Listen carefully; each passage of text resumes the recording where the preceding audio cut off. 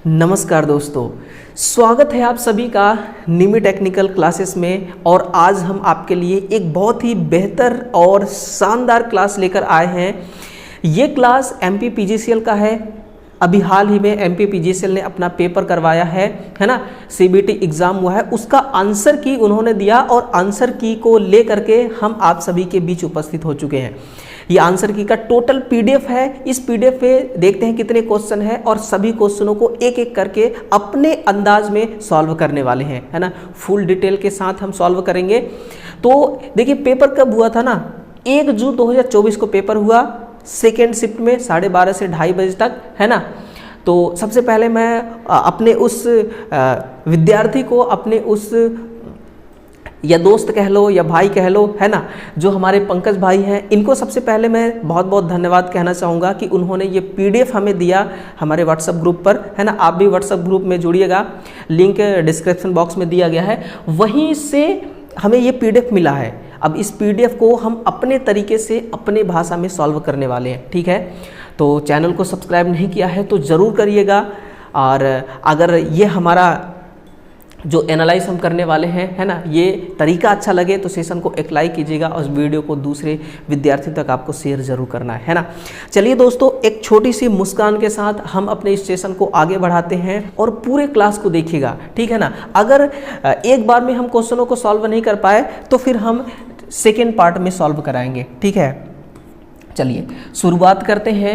आप भी अपना कलम उठाइएगा और हर प्रश्नों का सॉल्यूशन देखिएगा, है ना। पहला क्वेश्चन देखिए, थोड़ा जूम कर लिया जाए। ये फर्स्ट क्वेश्चन जो है ये आपसे रिलेटेड नहीं है, आपके इलेक्ट्रिशियन थ्योरी से रिलेटेड नहीं है, इसलिए इसको हम छोड़ते हैं।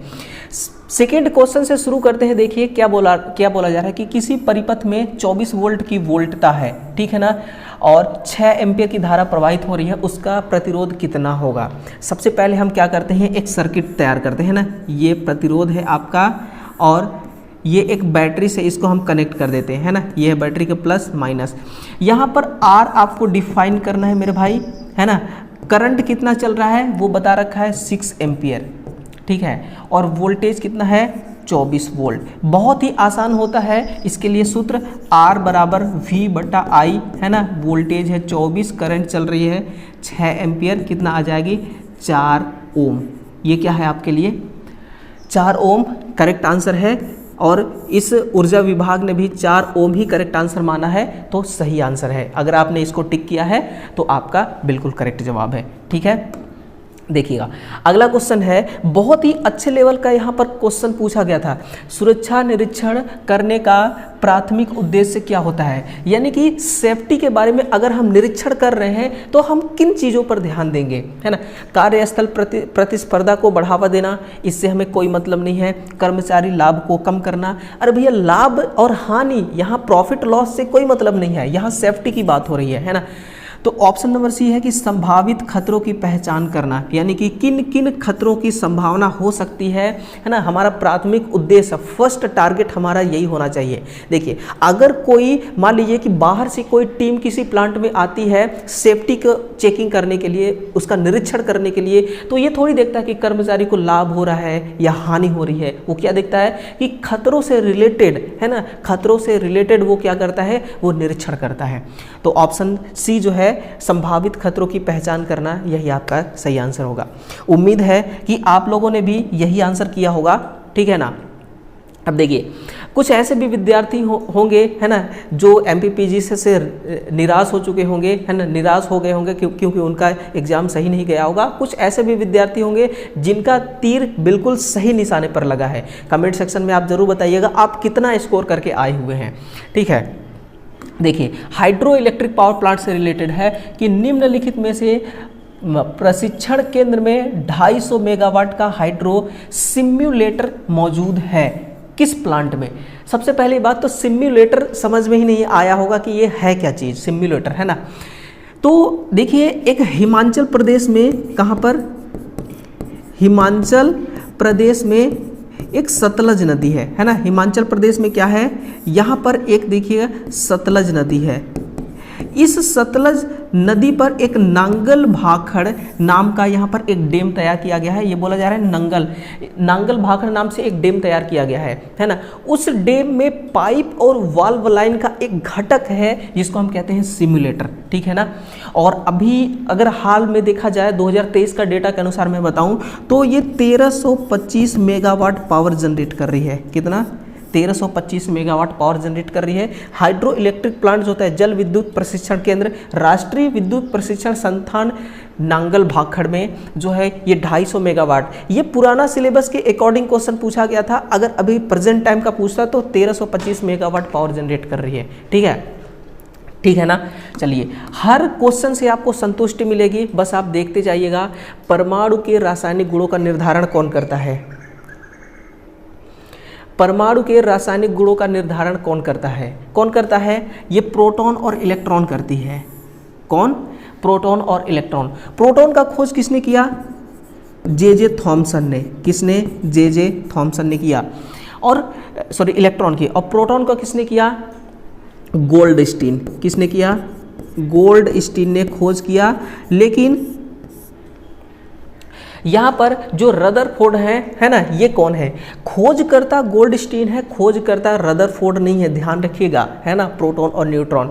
प्रोटॉन अपने अंदर प्लस चार्ज रखती है और इलेक्ट्रॉन अपने अंदर नेगेटिव चार्ज रखती है। लेकिन अगर किसी सर्किट में करंट फ्लो अगर होना है ना, तो उसके लिए जिम्मेदार कौन होता है? इलेक्ट्रॉन। इलेक्ट्रिक सर्किट में, इलेक्ट्रॉनिक सर्किट में तो दोनों होते हैं, है ना, ये होता है। नेक्स्ट है कि जब किसी इंसुलेटर का तापमान बढ़ता है तो उसके प्रतिरोध पर क्या प्रभाव पड़ता है? क्वेश्चन 6। ये प्रतिरोध जो होता है ना मेरे भाई, ध्यान दीजिएगा, ये जो प्रतिरोध होती है ये एनटीसी के श्रेणी में आती है, मीन्स नेगेटिव टेम्परेचर, है ना, नेगेटिव टेम्परेचर कोफिशिएंट इसका पूरा नाम होता है। जैसे ही आप टेम्परेचर को बढ़ाएंगे, ये क्या है? टेम्परेचर है। जैसे ही आप टेम्परेचर को बढ़ाएंगे तो जो इसका रेजिस्टेंस होता है ना, वो डाउन होने लगता है। वो क्या होता है? इस प्रकार से घटने लगती है ना। इस प्रकार से क्या होती है? घटने लगती है। तो प्रतिरोध थोड़ा कम हो जाता है। क्या होता है? रेजिस्टेंस जो होती है वो थोड़ा सा कम हो जाती है। इंसुलेटर एक चालक बन जाता है? नहीं। इतना भी हम मतलब टेम्परेचर कितना भी बढ़ाएं, अगर हम चाहते हैं किसी इंसुलेटर को चालक बनाना, यानी कि उसमें से विद्युत धारा प्रवाह करना, तो हमें क्या करना पड़ेगा? इस प्रतिरोध को बहुत हाई अमाउंट में बढ़ाना पड़ेगा। सॉरी, टेम्परेचर को। अगर टेम्परेचर को मेरे भाई आप बहुत ज़्यादा बढ़ाएंगे ना, तो होगा क्या कि एक ऐसा टेम्परेचर आएगा जो इंसुलेटर को ही जला करके राख कर देगा, ठीक है ना। लेकिन ऐसा कंडीशन नहीं आ पाएगा कि एक इंसुलेटर में से विद्युत धारा का प्रवाह हो सके, ठीक है ना। तो ऑप्शन नंबर ये गलत है। प्रतिरोध काफ़ी बढ़ जाएगा, ये पीटीसी में होता है। प्रतिरोध अपरिवर्तित रहेगा, ऐसा हो ही नहीं सकता, परिवर्तन जरूर होगा, ठीक है ना। सेशन कैसा लग रहा है, ये सॉल्यूशन कैसा लग रहा है, कमेंट सेक्शन में ज़रूर बताते जाइएगा। और अपना स्कोर ज़रूर हमें बताइए, है ना, अपना स्कोर ज़रूर हमें बताइएगा। और चैनल को सब्सक्राइब जरूर कर लीजिएगा मेरे भाई, ठीक है। विद्युत परिपथ में विद्युत धारा प्रवाहित होने के लिए न्यूनतम आवश्यक स्थिति क्या होनी चाहिए? न्यूनतम आवश्यक स्थिति ये होनी चाहिए कि अगर यहाँ पर आप एक कॉइल लगाते हैं, एक प्रतिरोध बैटरी लगा देते हैं। देखिए, एक कॉइल आपने लगा दिया, सबसे पहले आपने क्या लगाया? कॉइल लगाया, प्रतिरोध लगाया या फिर कैपेसिटर, या इन तीनों में से कोई सा भी एक आपने लगा दिया और यहाँ पर बैटरी से कनेक्ट कर दिया, है ना, प्लस माइनस। अगर ये सर्किट पूरा क्लोज है, पूरा बंद है, तभी जाकर के विद्युत धारा का प्रवाह होगा। क्योंकि अगर इलेक्ट्रॉन यहाँ से निकल रही है, अगर इलेक्ट्रॉन यहाँ से रिलीज हो रही है ना, इस सर्किट के माध्यम से, तो सोर्स से जितना रिलीज हो रही है ना, उतना इलेक्ट्रॉन इस सोर्स में वापस आना भी चाहिए, ठीक है ना। ऐसा थोड़ी होता है कि आप घर से बाहर निकलते हैं तो हमेशा के लिए निकल जाते हैं, आप भी तो वापस लौट करके आते हैं घर पे। इलेक्ट्रॉन जब निकलती है सोर्स से तो वापस सोर्स में भी आती है, और वापस आने के लिए बीच में कोई रुकावट नहीं चाहिए। यानी कि अगर सर्किट ओपन होगा तो फिर विद्युत धारा का प्रवाह नहीं होगा। इसलिए एक बंद लूप या एक बंद पाथ का होना बहुत ही ज़रूरी है ना, बेहद ज़रूरी है। अगला है कार्यस्थल पर स्वास्थ्य और सुरक्षा, है ना, हेल्थ और सेफ्टी और एनवायरनमेंट, पर्यावरण संबंधी दिशा निर्देश को लागू करने का मुख्य उद्देश्य क्या होता है। यानी कि इनके लिए जो हम दिशा निर्देश, टर्म्स एंड कंडीशन जो लागू करते हैं, हमारा क्या टारगेट होता है। मानव स्वास्थ्य और पर्यावरण, है ना, मानव स्वास्थ्य और पर्यावरण की सुरक्षा सुनिश्चित करना, यही हमारा मुख्य उद्देश्य होता है।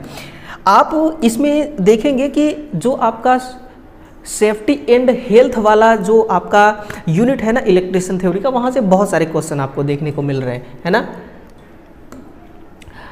हाँ, अगला क्वेश्चन क्या है, 9th नंबर का, कि परिपथ के लिए प्रतिरोध चुनते समय सहायता आपके चयन को कैसे प्रभावित करती है ना। सहायता देखिए, उच्च परिशुद्धता की आवश्यकता वाली परिपथ के लिए निम्न सहायता वाला प्रतिरोध बेहतर होगा, क्योंकि V बराबर क्या होता है IR, तो यहाँ पर R बराबर क्या होता है V/I, है ना।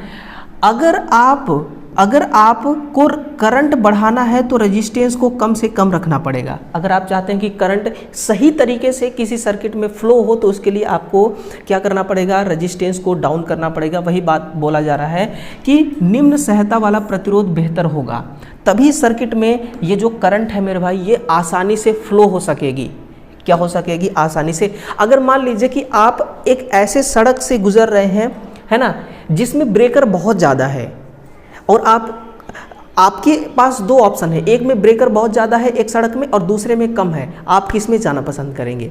जिसमें रुकावट, जिसमें बाधा, जिसमें परेशानी बहुत कम आए, उसी में जाना पसंद करेंगे। करंट भी ऐसे ही करती है, ऐसे ही रास्ते को चुनना पसंद करती है ना। फिर है ये देखिए, आपका जीके से रिलेटेड क्वेश्चन है, ठीक। अगला देखिए क्वेश्चन नंबर 11। अगला क्वेश्चन 11 नंबर का है कि कर्मचारियों के लिए आधारभूत सुरक्षा प्रशिक्षण में सक्रिय रूप से भाग लेना क्यों महत्वपूर्ण है। यानी कि सुरक्षा की जब ट्रेनिंग दिया जाता है तो फिर कर्मचारियों को उसमें भाग लेना, पार्टिसिपेट करना महत्वपूर्ण है। क्यों महत्वपूर्ण है, क्योंकि अगर आप उसमें उस मीटिंग में, जो भी मीटिंग होगा, जो भी ट्रेनिंग दिया जाएगा, उस ट्रेनिंग में अगर आप पार्टिसिपेट होंगे तो फिर आपको सुरक्षा के प्रति जागरूकता मिलेगा। यानी कि आपको सेफ्टी कैसे देना है, किसी के प्रति सेफ्टी कैसे देना है ना, सेफ्टी खुद को कैसे करना है, काम के प्रति, कार्य के प्रति कैसे सजग रहना है, ये ट्रेनिंग के दरमियान सब बताया जाता है। तो अगर आप पार्टिसिपेट होंगे तो भी आप भी जागरूक हो पाएंगे, है ना। और कार्य विविधताओं को बढ़ावा देना, अगर आपको सेफ्टी के बारे में सारी जानकारी रहेगी ना तो आपको खतरे का डर कम रहेगा, आप निडर होकर के काम कर सकेंगे, और काम करेंगे तो कार्य में बढ़ावा होगा, है ना। तो आंसर क्या हो जाएगा, ऑप्शन नंबर बी। अंकित मूल्य, है ना, ये एक मैथ का सवाल है, इसको अभी नहीं देखेंगे, है ना। अगला सवाल है कि एक श्रेणी समांतर परिपथ में 3 ओम, 6 ओम, 9 ओम मान वाले 3 प्रतिरोध समांतर में है। देखिए ये पहला प्रतिरोध है, ठीक, ये दूसरा और ये तीसरा। इन तीनों को आपस में कैसे हमें कनेक्ट करना है, इनको आपस में हमें समांतर में कनेक्ट करना है इस प्रकार से, है ना। और एक और प्रतिरोध लगाना है, उसको हम सीरीज में कनेक्ट कर देंगे, इस प्रकार से हमने कनेक्ट कर दिया, ठीक है। ये है 3 ओम का, 6 ओम का और 9 ओम का, और ये है 10 ओम का। देखते जाइए, इसका लघुत्तम निकालेंगे कितना आएगा, टोटल 18 आ जाएगी, है ना। 3 6 त्रिक 18 प्लस 3 6 त्रिक 18, है ना। 3 छक्का 18, 6 त्रिक 18, 9 दूना 18, ये कितना हो गया 11/18, ये हो जाएगा आपका 18/11। इसको सॉल्व करेंगे तो कितना होगा 1.86, है ना। 11 एकम 11 बुझ जाएगा 7 70, 1.6, 1.6 और प्लस 10 जो है इसको जोड़िएगा 11.6 आपका क्या हो जाएगा ओम रजिस्टेंस हो जाएगा, है ना। 11.6 रजिस्टेंस हो गया, ऑप्शन नंबर डी सही है। अगला कि तेल या विलायकों को पोंछने के लिए उपयोग किए जाने वाले पुराने सूती कपड़ों को, इसका कहने का मतलब ये है कि प्रश्नों की कमजोरी को आप समझिए। प्रश्न आपसे क्या कह रहा है कि एक कपड़ा है, पुराना सूती का कपड़ा है जो तेल से कोटेड है, तेल से भीगा हुआ है, पुराना हो चुका है, आप उसको क्या करेंगे, हवा में सूखने के लिए छोड़ देंगे, कोई मतलब नहीं है। नियमित कूड़ेदान में डाल देना चाहिए, नहीं, ऐसा नहीं करना है। एक टाइट फिटिंग ढक्कन वाले किसी निर्देश धातु कंटेनर में डाल देना चाहिए, है ना। क्या करना चाहिए, धातु कंटेनर में डाल देना चाहिए जिसमें टाइट फिटिंग ढक्कन हो। ये क्या है, ये सेफ्टी के, जब आप सेफ्टी का प्रशिक्षण लेंगे, सुरक्षा का जब आप प्रशिक्षण लेंगे, ट्रेनिंग लेंगे ना, तो वहाँ पर ये चीज़ें सिखाई जाती है, ठीक है ना। तो जो ट्रेनिंग का जो सुरक्षा के रूप में ट्रेनिंग लेगा, है ना, सुरक्षा के लिए ट्रेनिंग लेगा, उसको ये चीज़ें पता होगी, ठीक। कितने डेसिबल से अधिक, रब का मतलब होता है, रब का मतलब होता है नॉइस, है ना, नॉइस यानी कि आवाज़। संपर्क में आने वाले कर्मचारियों को PPE, इसका मतलब क्या है, पर्सनल प्रोटेक्शन इक्विपमेंट, है ना, पर्सनल प्रोटेक्शन इक्विपमेंट।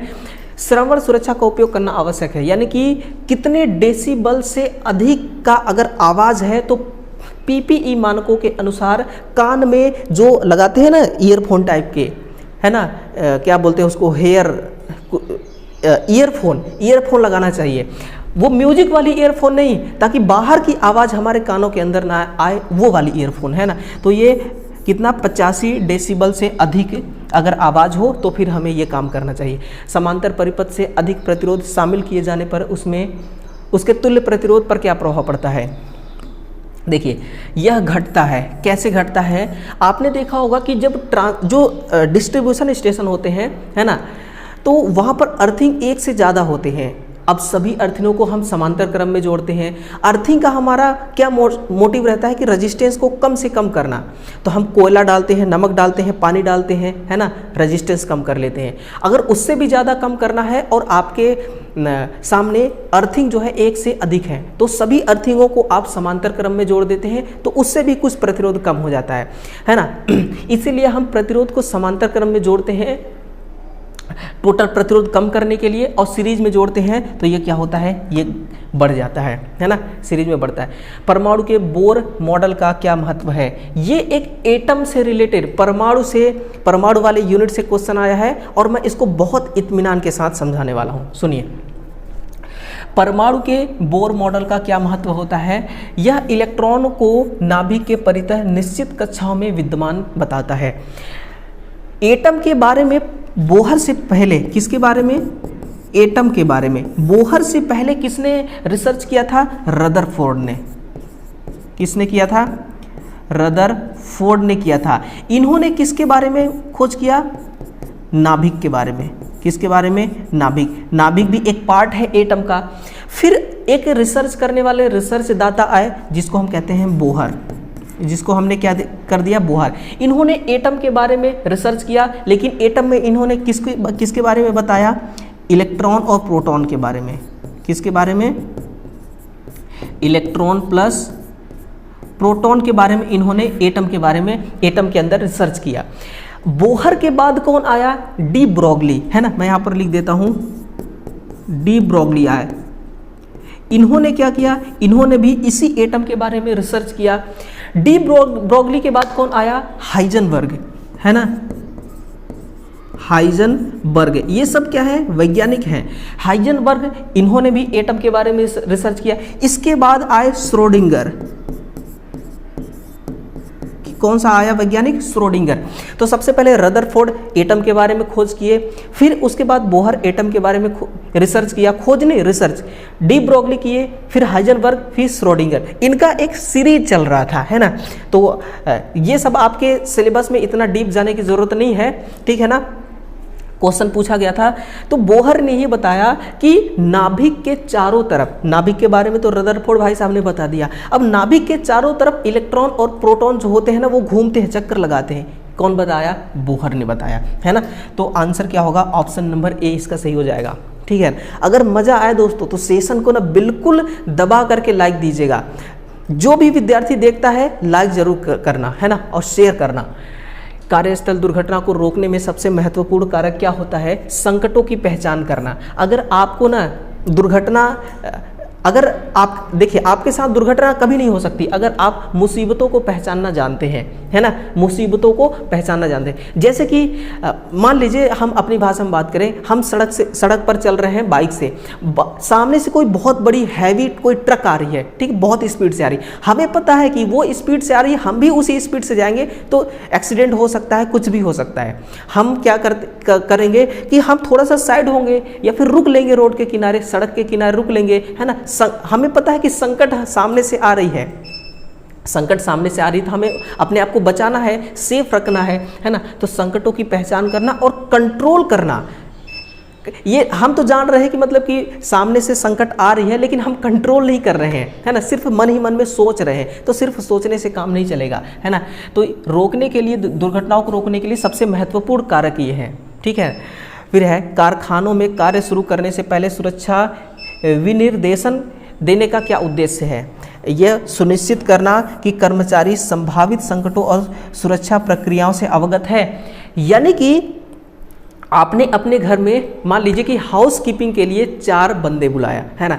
अब हाउस कीपिंग का काम करने उनको आता है कि नहीं, ये तो आप जरूर देखेंगे क्योंकि आप उनको सैलरी देंगे। काम करने आता है कि नहीं, कैसे झाड़ू लगाना है, कैसे क्या करना है, सब चीज़ उनको आना चाहिए ना, सारी चीज़ें आनी चाहिए ना। अगर मान लीजिए कि फर्श में कुछ ऐसा चीज़ गिर गया है जो मिट नहीं रहा है सिंपल पानी से, तो उसको कैसे केमिकल डाल के मिटाया जाना चाहिए, ये सारी चीज़ें उनको आना चाहिए ना। उसी प्रकार से सुनिश्चित करना चाहिए कि जो भी कर्मचारी है उनको संकट और सुरक्षा दोनों चीज़ें पता है कि नहीं है, संकट से कैसे बचाना है अपने आप को, ये चीज़ें पता है कि नहीं है ना। यही सुरक्षा का दिया जाता है, यही उद्देश्य है इनका, यही क्या है मेरे भाई, टारगेट है ना।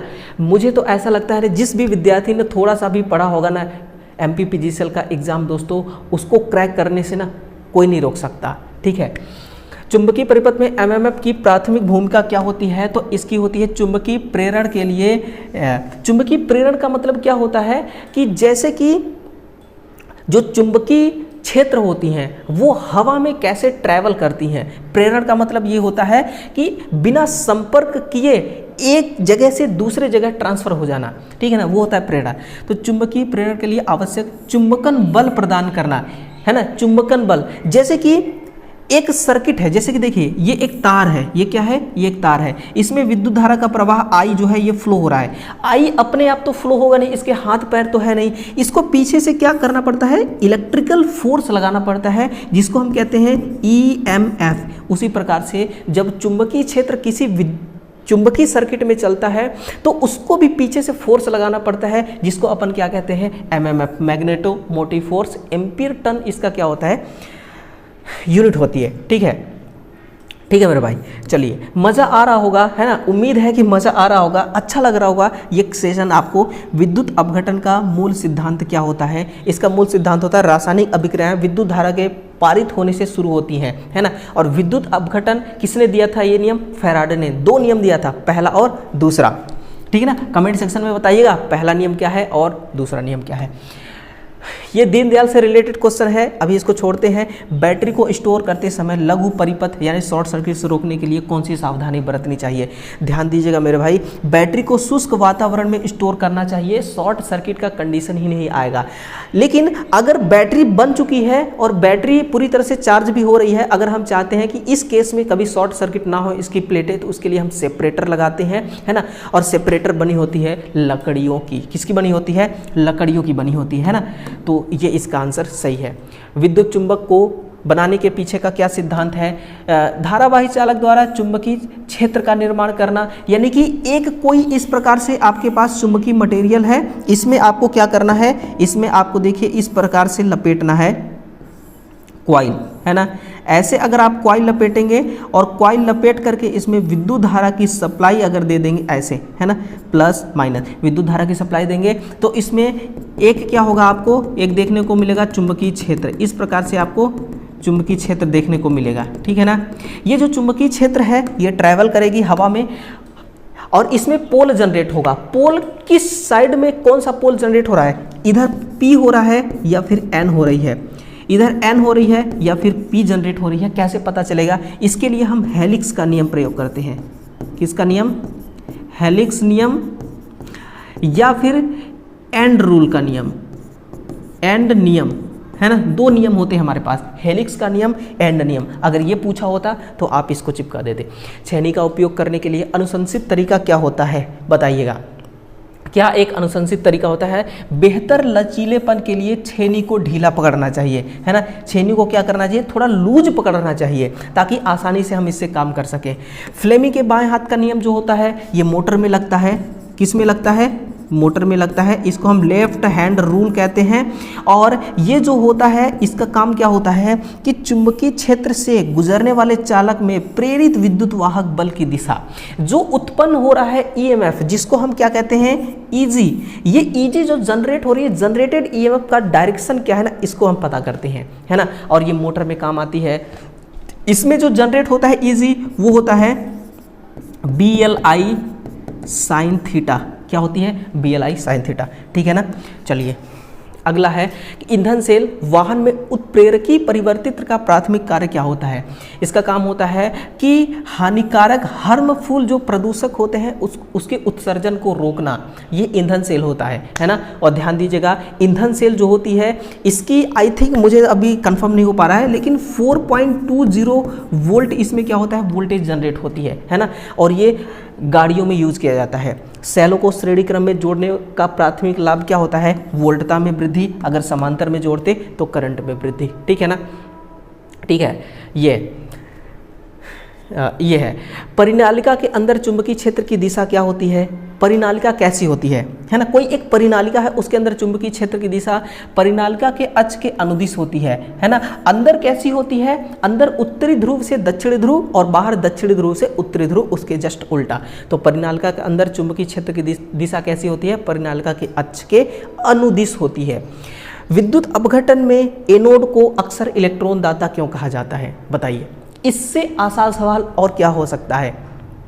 विद्युत अपघट में एनोड को, एनोड जो होता है ना, एनोड एक रॉड है, एक क्षण है, एक इलेक्ट्रोड है। अगर इलेक्ट्रोड, जिस इलेक्ट्रोड में से विद्युत धारा विलयन से बाहर जाती है, समझिएगा, ये क्या है? एक पात्र है ना।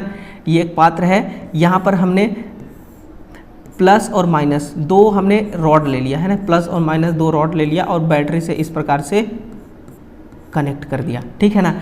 अब देखिए यहाँ पर माइनस प्लेट है, तो माइनस प्लेट से इलेक्ट्रॉन क्या होगा? इस प्रकार से आएगी, इस प्रकार से आएगी, फिर विलयन से होता हुआ इसमें जाएगी, है ना, इसमें जाएगी, इसमें जाएगी। यानी कि यहाँ से क्या हो रही है? यहाँ से इस रॉड से आ रही है और विलयन से बाहर जा रही है। इसको हम क्या कहेंगे? एनोड कहेंगे। और विलयन की जो अंदर जाएगी उसको हम कहेंगे cathode. Anode means positive, cathode means negative, ठीक है ना।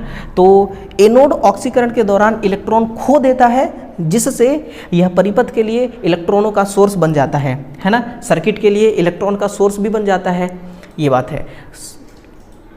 फिर है 15 नंबर क्वेश्चन।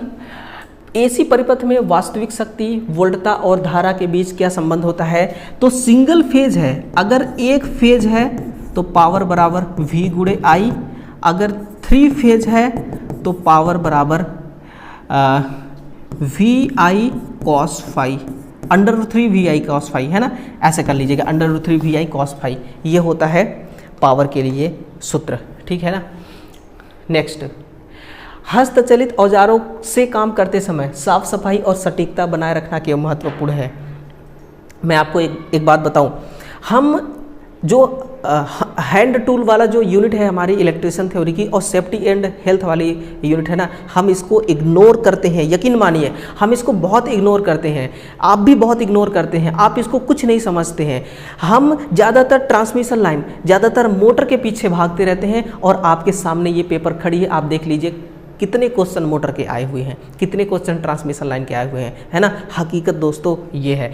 इसलिए इलेक्ट्रिशियन थ्योरी का हर एक जर्रा, हर एक पेज आपके लिए बहुत इंपॉर्टेंट है, ठीक है। हस्तचलित औजार से काम करते समय साफ सफाई और सटीकता बनाए रखना क्यों महत्वपूर्ण है? दक्षता और सुरक्षा में सुरक्षा बढ़ाने के लिए।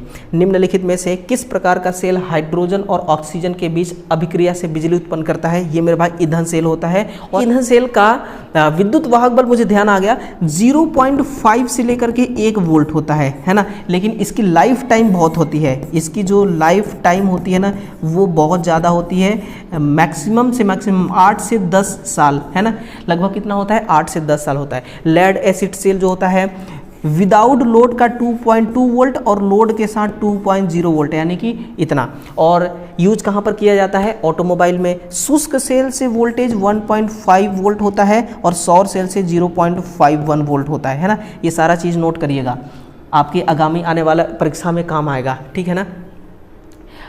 चलिए, ये pulse charging is often used for, pulse system से किस बैटरी को हम चार्ज करते हैं? वो लिथियम आयन बैटरी होती है जो लैपटॉप में लगी होती है, जो हमारे मोबाइल में लगी होती है। जिस मोबाइल फ़ोन से ये क्लास देख रहे हैं आप ना, उस मोबाइल फ़ोन में जो बैटरी लगी है वो लिथियम आयन सेल है। लिथियम आयन सेल का मैंने वहाँ पर वोल्टेज बता दिया था, इसका वोल्टेज होता है 4.2 वोल्ट, 4.2 वोल्ट इसी का होता है ना।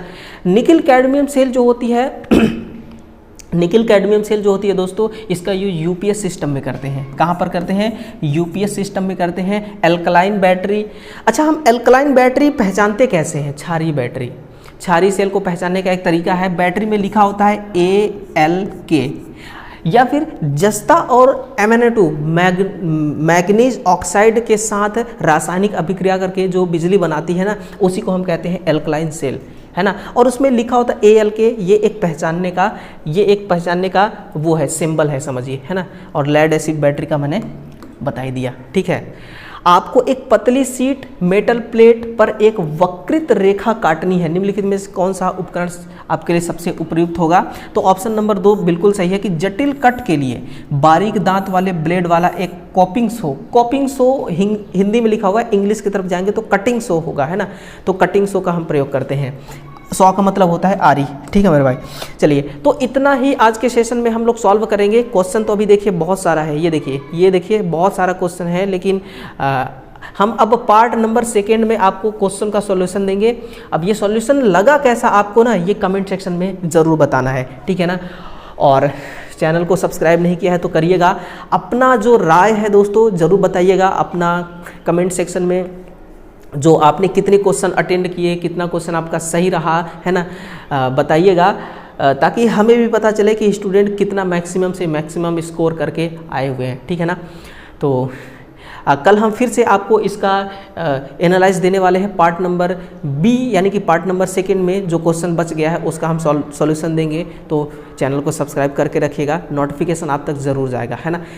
वीडियो को शेयर कीजिएगा और सेशन को लाइक कीजिएगा और अपना प्यार कमेंट सेक्शन में ज़रूर भेजिएगा। मिलते हैं एक नए वीडियो के साथ, तब तक के लिए दोस्तों आप सभी का बहुत बहुत धन्यवाद। खुश रहिएगा, अपने से छोटों को खूब प्यार दीजिएगा, है ना, अटूट प्यार दीजिएगा, अपने माता पिता का सम्मान कीजिएगा और इसी प्रकार से अपने लक्ष्य की ओर आगे बढ़ने के लिए हमेशा मेहनत करते रहिए, हमेशा संघर्ष करते रहिए। मिलते हैं दोस्तों कल, तब तक के लिए जय श्री राम, राधे राधे।